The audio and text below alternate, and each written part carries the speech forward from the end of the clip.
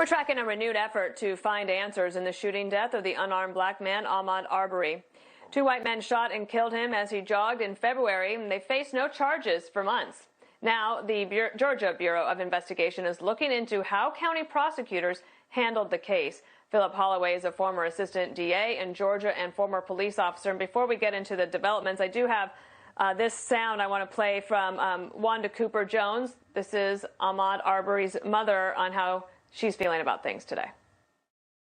I would like for all hands that were involved, that played a part in my son's murder, to be prosecuted to the highest. The mother's, my point of view, my son died, so they should die as well.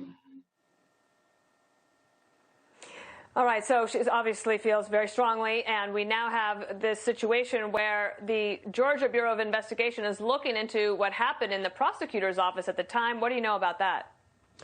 Well, Dana, let's be clear about it. The GBI, they are criminal investigators. They are not civil investigators. The Georgia Attorney General wants to get to the bottom of whether or not these prosecutors in the early days of this investigation were candid with his office in their communications when it came to the issue of appointing a conflict prosecutor. Now, in my view, and I've said this to you before, DA Barnhill's biggest mistake, I think, was getting involved in this case before the Attorney General invited him to do so. And then, to make matters worse, of course, he dropped this letter that I call a clearance letter into the file during a time when he had an arguable conflict of interest. Those things the AG says may not have been disclosed to his office. And under Georgia law, it is a crime for public officials to engage in unprofessional conduct. If it rises to this level, it could either be a misdemeanor or even a felony violation of oath of office. What might the defense's argument be when they're able to make their case?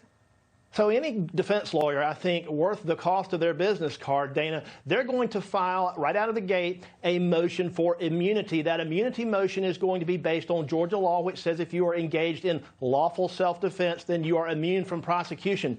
This is exactly what DA Barnhill spelled out in that letter. It's going to trigger a court hearing, and a judge will have to decide whether or not to confer immunity on this individual or individuals. If so, the case is over.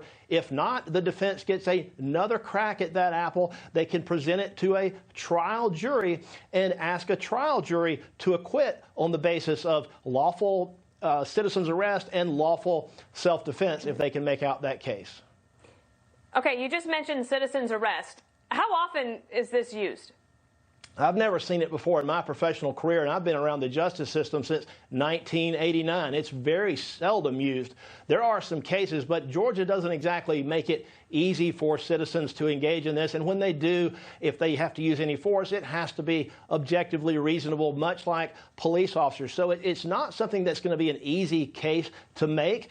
There is sometimes a fine line between lawful citizen's arrest and an assault on an individual. And when you have individuals looking at this case, like the head of the GBI who says it's definitely a crime, and this DA Barnhill who says it's definitely not, sometimes how is a citizen to know if what they're doing is lawful or not? It's probably best to just stay away from it.